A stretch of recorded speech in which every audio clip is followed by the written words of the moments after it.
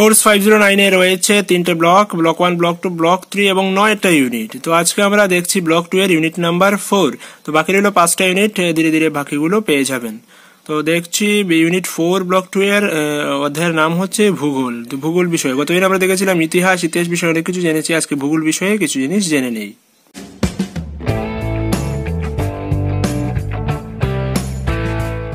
প্রথমে বলছি NIOS DLED থেকে যে বাংলাতে ডাউনলোড করার জন্য স্টাডি ম্যাটেরিয়াল দিয়েছি সেগুলো আপনি ডাউনলোড করে নিন। সেখান থেকে আমি দেখে দিচ্ছি কি কি জিনিস বুঝতে হবে, দাগ দিয়ে রাখবেন তাহলেই হয়ে যাবে। তো 509 এর ব্লক 2 এর পেজ নাম্বার 23 তে রয়েছি এবং কন্টিনিউ করছি। পেজ নাম্বার 25 এ একটা প্রশ্ন লিখতে পারেন যে শিক্ষার্থীদের কেন ভূগোল পাঠের প্রয়োজন আছে বা ভূগোল পাঠের প্রয়োজনীয়তা লিখুন। তো সেটা 25 নাম্বার পেজে রয়েছে। এই যে কোয়েশ্চন এবং আনসারটা শুরু করবেন এইভাবে যে মানুষ হিসেবে আমরা মনুষ্য এবং অন্যান্য জীবের বসতি হিসেবে পৃথিবীকে জানার ব্যাপারে কৌতূহলী হয়ে থাকি থেকে শুরু করবেন। প্রথমে যে অংশটুকু দেয়া আছে একটু এগুলো কেটে দেবেন, এগুলো পড়তে হবে না।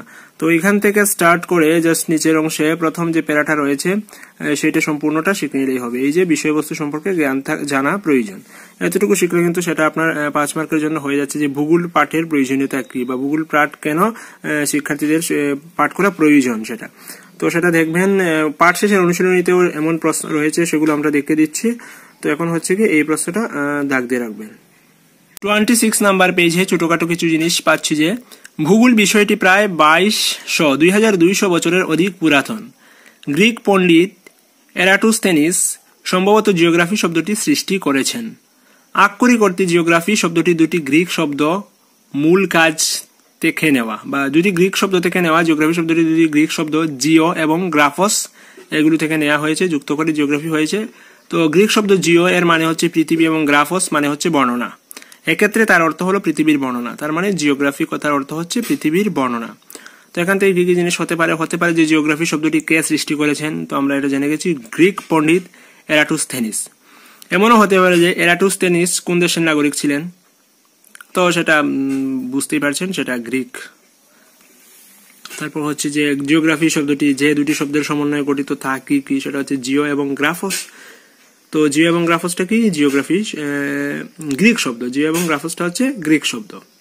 বা বলতে পারে জিওগ্রাফি শব্দটি যে শব্দ থেকে গৃহীত হয়েছে সেটি হলো গ্রিক শব্দ, আরবি শব্দ, তারপর হতে পারে হিন্দি শব্দ, সংস্কৃত শব্দ, বিভিন্নটা দিতে পারে অপশন। তো জিওগ্রাফি শব্দটি কিন্তু গ্রিক শব্দ। তো ম্যাক্সিমাম ক্ষেত্রে হিস্টোরি হোক, জিওগ্রাফি হোক, যেগুলো আমরা পাচ্ছি সবগুলোই কিন্তু হচ্ছে গ্রিক শব্দ। গ্রিক শব্দ থেকে এগুলো গৃহীত এবং তার অর্থ রয়েছে, অর্থ হচ্ছে গিয়ে যে জিও মানে পৃথিবী, গ্রাফস মানে বর্ণনা। তো সেটা আপনি 26 নাম্বার পেজে পাবেন, কোর্স 509 ব্লক 2 এর 26 নাম্বার পেজ। রয়েছে 28 নাম্বার পেজে বর্তমানে প্রযুক্তিগত বিকাশ যেমন জিওগ্রাফিক্যাল ইনফরমেশন সিস্টেম বা GIS, দূর সংবেদন বা রিমোট সেন্সিং এবং কম্পিউটার অ্যাসিস্টেড কার্টোগ্রাফি এর ব্যবহার এই শাস্ত্রকে অর্থাৎ জিওগ্রাফিকে বিভিন্ন বৈশিষ্ট্য, প্রক্রিয়া এবং ঘটনার ব্যাখ্যাকরণ ও কার্যকরণ সম্পর্ক নির্ধারণে সহায়তা প্রদান করে। তো জিওগ্রাফি সাবজেক্টটাকে সহায়তা করার জন্য বর্তমানে আমরা কি কি পাচ্ছি, GIS পাচ্ছি, রিমোট সেন্সিং পাচ্ছি, কম্পিউটার অ্যাসিস্টেড কার্টোগ্রাফি বা CAC পাচ্ছি। তো কথা হচ্ছে GIS কি, GIS হচ্ছে জিওগ্রাফিক্যাল ইনফরমেশন সিস্টেম। তারপরে নিচের অংশে দেখতে পাবো হচ্ছে গিয়ে যে কোন স্থানের অবস্থান দুটি ভাগে ভাগ করা যায়। সেই দুটি ভাগ কি কি, একটা হচ্ছে পরম অবস্থান আর একটা হচ্ছে আপেক্ষিক অবস্থান। তো পরম অবস্থান এবং আপেক্ষিক অবস্থান কি সেগুলো বলি। পরম অবস্থান মানে তার এক্সাক্ট অবস্থান বোঝাচ্ছে, আপেক্ষিক অবস্থান মানে হচ্ছে কোনো একটা জিনিসের সাপেক্ষে ওই জিনিসের অবস্থান, সেটা হচ্ছে আপেক্ষিক অবস্থান। তো প্রশ্ন হচ্ছে যে কোন স্থানের অবস্থানকে কয়টি ভাগে ভাগ করা যায় ও কি কি। তো কোন স্থানের অবস্থানকে দুটি ভাগে ভাগ করা যায়, একটা হচ্ছে পরম অবস্থান আর একটা হচ্ছে আপেক্ষিক অবস্থান। তো দেখুন যে 29 নাম্বার পেজে প্রশ্ন দিয়েছে যে ভূগোল পাঠের কারণ ব্যাখ্যা করুন, বা প্রশ্নটা এমন হতে পারে যে শিক্ষার্থীদের ভূগোল পাঠের প্রয়োজনীয়তা লিখুন। তো সেটা আমরা 25 নাম্বার পেজে দেখে নিয়েছি, শিক্ষার্থীদের ভূগোল পাঠের প্রয়োজনীয়তা কি রয়েছে বা ভূগোল পাঠের কারণ কি কারণে ভূগোল পাঠ করা প্রয়োজন, সেটা 25 নাম্বার পেজে আপনি দেখে নেবেন যদি দাগ দিয়ে রেখেছেন অলরেডি। 3 নাম্বার পেজে যে একটা প্রশ্ন লিখছি যে ভূগোল শিক্ষণের পন্থা বা দৃষ্টিভঙ্গি সমূহ আলোচনা করুন। সেটা কিন্তু সিই মানে হচ্ছে চ্যাপ্টার এন্ডিং এক্সারসাইজ পার্ট শেষের অনুশীলনীতে সেই প্রশ্নটা দেয়া আছে, দেখে নেবেন। তো সেই প্রশ্নের আনসার কিন্তু এখান থেকে শিখবেন যে 30 নম্বর পেজে ভূগোল শিক্ষণের পন্থা বা দৃষ্টিভঙ্গি সমূহ আলোচনা করুন। তো ভূগোল হলো সমন্বিত বা মিশ্রিত বিজ্ঞান এবং জ্ঞানের সংশ্লেষণ। তো ভূগোল শিক্ষার ক্ষেত্রে দুটি পদ্ধতি বা দুটি পন্থা রয়েছে। দেখুন যে ভূগোল হলো ইন্টারডিসিপ্লিনারি বা আন্তঃশাস্ত্রীয় এবং মাল্টিডিসিপ্লিনারি বা বহুশাস্ত্রীয় বিষয়। ভূগোল পাঠের প্রসঙ্গে দুটি প্রধান পন্থার কথা উল্লেখ করা যায়, একটা হচ্ছে প্রণালীবদ্ধ পন্থা বা সিস্টেমেটিক অ্যাপ্রোচ, আর একটা হচ্ছে আঞ্চলিক পন্থা বা রিজিওনাল অ্যাপ্রোচ। তো এইগুলো দেখে নেবেন, 30 এবং 31 নাম্বার পেজে রয়েছে, সেটা শিখতে হবে। যেহেতু পাঠ শেষের অনুশীলনী থেকে যে প্রশ্নগুলো রয়েছে সেগুলো থেকে কিন্তু পরীক্ষায় আসছে দেখা যাচ্ছে, তো এগুলো পড়তে হবে। তো প্রশ্ন হচ্ছে যে ভূগোল শিক্ষণের পন্থা সমূহ কি কি, শর্ট কোয়েশ্চেন হতে পারে। তো সেটা আমরা জেনে গেছি, একটা হচ্ছে প্রণালীবদ্ধ পন্থা বা সিস্টেমেটিক অ্যাপ্রোচ, আর একটা হচ্ছে আঞ্চলিক পন্থা বা রিজিওনাল অ্যাপ্রোচ। ভূগোলের শাখাগুলি কি কি, ভূগোলের শাখাগুলি নিচে আলোচনা করা আছে যে ভূগোলের আলোচ্য ক্ষেত্র সমূহ। ভূগোলের আলোচ্য ক্ষেত্র অনেক বিস্তৃত। এই শাখাগুলি দুটি পন্থার উপর ভিত্তি করে গড়ে উঠেছে, যথা প্রণালীবদ্ধ এবং আঞ্চলিক, যেটা আমরা উপরেই দেখতে পাচ্ছি। তারপর ভূগোলকে বিভিন্ন ভাগে ভাগ করা যাচ্ছে, যেমন হচ্ছে কি প্রাকৃতিক ভূগোল, মানবিক ভূগোল, জীব ভূগোল, আঞ্চলিক ভূগোল ইত্যাদি।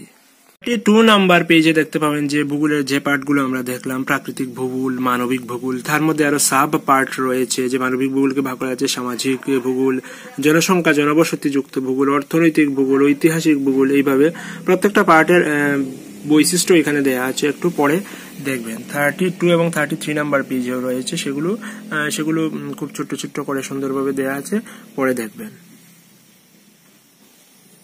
4 নাম্বার পেজে একটা ছক দিয়েছে, ভূগোল আলোচনার ক্ষেত্র প্রণালীবদ্ধ পদ্ধতি কিভাবে আলোচনা করা যায়, যেমন প্রাকৃতিক ভূগোল, মনুষ্যসৃষ্ট ভূগোল, জীব ভূগোলের আলোচনা। তো প্রাকৃতিক ভূগোলকে আবার ভূমিরূপবিদ্যা, জলবায়ুবিদ্যা, জলবিদ্যা, মৃত্তিকা কিভাবে ভাগ করা যায়। মনুষ্যসৃষ্ট ভূগোলকে আবার রাজনৈতিক ভূগোল, ঐতিহাসিক ভূগোল, অর্থনৈতিক ভূগোল, জনবসতি ভূগোল, জনসংখ্যা ভূগোল, সামাজিক ভূগোল ভাগ করা যায়। আবার অর্থনৈতিক ভূগোলকে কৃষি, বাণিজ্য, পরিবহন, শিল্প এইভাবে ভাগ করা যায়। জনবসতি ভূগোলকে গ্রামীণ, শহর এইভাবে ভাগ করা যায়। সেটা একটা কনসেপ্ট ম্যাপ বা ধারণা মানচিত্র হিসেবে ধরতে পারেন, সেটা দেখবেন। সেখান থেকে দেখে বুঝে রাখতে হবে, সেখান থেকে শেখার কোনো কিছু নেই। পেজ নাম্বার 35 কোয়েশ্চন দিয়েছে যে ভূগোল শিক্ষণের ক্ষেত্রে প্রণালীবদ্ধ এবং আঞ্চলিক পন্থা সমূহের বৈশিষ্ট্যগুলি চিহ্নিত করুন। তো সেটা আমরা 31 নাম্বার পেজে যে দেখলাম, প্রণালীবদ্ধ পদ্ধতি এবং আঞ্চলিক পন্থা, সেগুলো দেখে নেবেন। 36 নাম্বার পেজ, যতদূর আমরা ভূগোল পড়েছি তাকে সমাজবিজ্ঞানের একটি উপাদান হিসেবে পড়েছি। প্রাথমিক স্তরে 5ম শ্রেণী পর্যন্ত বিষয়টি পরিবেশ বিজ্ঞান হিসেবে পড়ানো হয়। এটিকে প্রাথমিক স্তরের সমগ্র পাঠ্যক্রমে অবিচ্ছেদ্য অংশ হিসেবে গণ্য করা হয়। পরিবেশ বিজ্ঞানের আলোচনার ক্ষেত্রটি এই স্তরে 6টি সাধারণ থিমের উপর আবর্তিত হয়ে থাকে। 6টি থিম কিন্তু আমরা 3rd সেমিস্টারে পেয়েছিলাম। সেই 6টি থিম কি কি? পরিবার এবং বন্ধুরা, খাদ্য, বাসস্থান, জল, যাত্রা এবং যে সমস্ত কাজ আমরা করি। তো এগুলো হচ্ছে পরিবেশ বিজ্ঞানের বিষয়। তো যেহেতু প্রাথমিক স্তরে সেটাকে পরিবেশ বিজ্ঞানের অংশ হিসেবে পড়ানো হয়, তো এই 6টি থিমের উপর ভিত্তি করে কিন্তু ভূগোলটা পড়ানো হয়। NCF 2005 অনুযায়ী ভূগোল শিক্ষণের উদ্দেশ্যগুলি কি কি, সেটা 37 নাম্বার পেজেই দেখতে পাচ্ছেন যে জাতীয় পাঠ্যক্রম ফ্রেমওয়ার্ক 2005 নিরিখে ভূগোল শিক্ষণের উদ্দেশ্যগুলি হলো এই 4টা উদ্দেশ্য, ছোট্ট করে দেওয়া, দেখে নেবেন। এবং 38 নাম্বার পেজে 6ষ্ঠ শ্রেণী, 7ম শ্রেণী এবং 8ম শ্রেণীর ভূগোলে কি কি বিষয় রয়েছে, টপিকগুলো দিয়েছে এবং তা শেখার উদ্দেশ্য কি সেগুলো দেয়া আছে।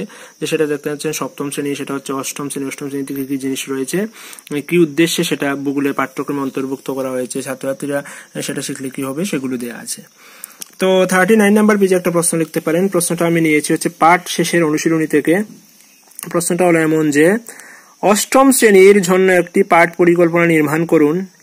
নির্দিষ্ট শিক্ষণ উদ্দেশ্য, শিক্ষণ সামগ্রী, পর্যায়ক্রমিক শিক্ষণ কার্যাবলী ও মূল্যায়ন পদ্ধতি সম্পর্কে আলোচনা করুন।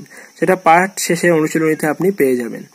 তো সেটার যে আনসার আপনি খুঁজেন 39 নাম্বার পেজে পেয়ে যাবেন যে একটা পাঠ পরিকল্পনা তৈরি করছে, ভূগোল বিষয় থেকে নিয়েছে, 8ম শ্রেণী ভূগোল থেকে নিয়েছে, পরিবহন বিষয়টাকে নিয়েছে, পরিবহনের উপর একটা পাঠ পরিকল্পনা তৈরি করেছে।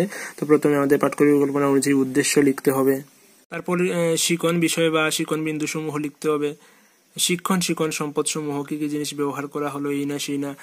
তারপর প্রদীপনগুলো দেখা যায় যে ম্যাপের মাধ্যমে সেটা পাঠ দিচ্ছে, দুটো ম্যাপ দেয়া আছে 40 এবং 41 নাম্বার পেজে। 42 নাম্বার পেজে পরিবহনের উপর রেলপথ নিয়ে একটা মানচিত্র দেখিয়ে দিয়েছে, রেলপথ দেখেছে।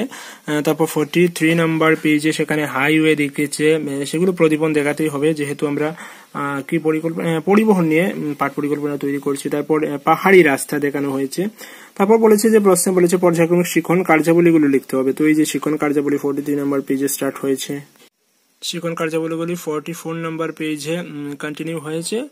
তারপর এখানে আপনি যে মূল্যায়ন বলেছে, মূল্যায়ন করার জন্য সেখানে কিছু জিনিস জিজ্ঞেস করতে পারেন, কিছু প্রশ্ন জিজ্ঞেস করতে পারেন এবং সেগুলোর আনসার কিভাবে দিল না দিল সেখান থেকে আপনি মূল্যায়ন করতে পারেন।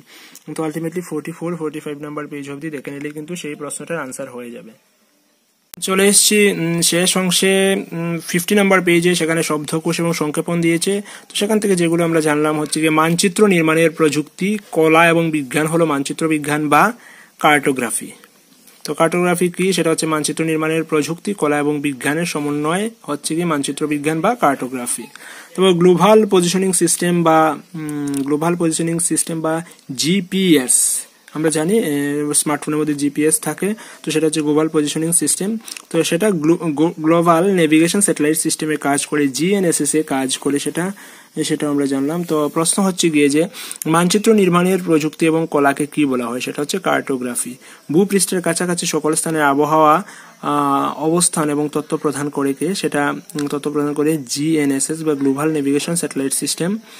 তারপর হচ্ছে মৃত্তিকা সংক্রান্ত অধ্যয়নের বিজ্ঞানকে কি বলা হয়, সেটা হচ্ছে পেডালজি। সেটা কিন্তু 51 নাম্বার পেজে রয়েছে, যেখানে আমার কাছে 51 নাম্বার পেজ নেই, আপনি দেখে নিতে পারবেন। পেডালজি হচ্ছে মৃত্তিকা সংক্রান্ত অধ্যয়নের বিজ্ঞান। তারপর 51 নাম্বার পেজে রয়েছে পাঠ শেষের অনুশীলনী, যেগুলো অনুশীলনের প্রশ্নগুলো আমি অলরেডি আলোচনা করে নিয়েছি। তো আজকে এখানেই রাখছি।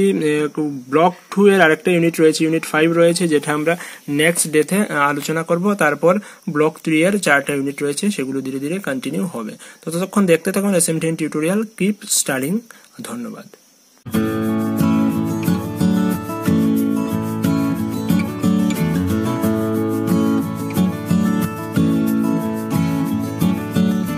তারপর টেট এক্সামিনেশনে যে বললাম যে 150টা কোয়েশ্চেন হচ্ছে, 150 মার্ক থাকছে। তো চাইল্ড ডেভেলপমেন্ট এবং পেডাগজি থেকে 30টা কোয়েশ্চেন